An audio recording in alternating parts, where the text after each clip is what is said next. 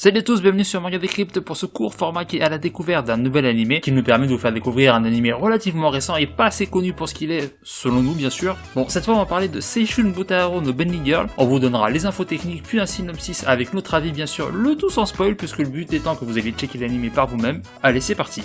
Seishun Butaharo wa Bunny Girl, en anglais Rascal Does Not Dream of Bunny Girl Senpai. Bon on va être honnête, je pense que le titre l'a desservi parce que c'est trop long, clairement. Bon pour info, ça a été fait par le studio Cloverworks, qui a fait The Promised Neverland, Fairy Tail ou encore Détective Millionnaire. L'anime est sorti le 4 octobre 2018, donc un tout petit peu avant Tate no Yusha en fait. Et il y a eu un film aussi qui est sorti le 15 juin 2019, qui est la suite directe de la saison 1.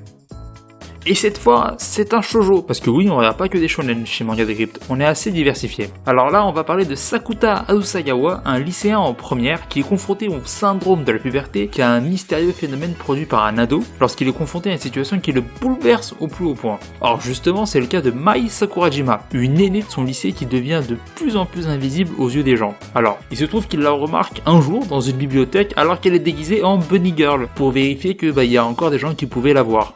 Et c'est comme ça que démarrent les aventures de Asuyama et ses amis.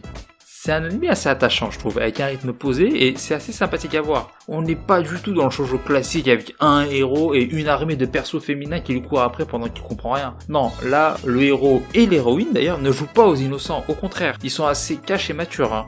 D'ailleurs le perso principal fait des blagues explicite sans jamais faire dans la vulgarité. C'est pas un ecchi malgré un certain nombre de persos féminins et on joue pas du tout avec le fanservice en mettant des scènes gênantes. Au contraire, les persos ont des échanges assez adultes, paradoxalement vu que c'est des ados.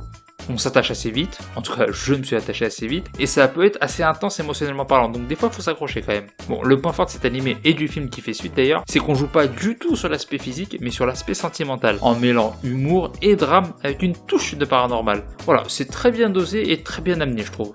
Et voilà pour cette vidéo, n'hésitez pas à aller checker cet animé et à donner votre avis dans les commentaires, n'hésitez pas non plus à dire si vous voulez une vidéo bilan où on analyse avec notre avis bien sûr tout l'animé un peu tard, n'hésitez pas comme d'habitude à liker, vous abonner et partager, et sur ce, salut!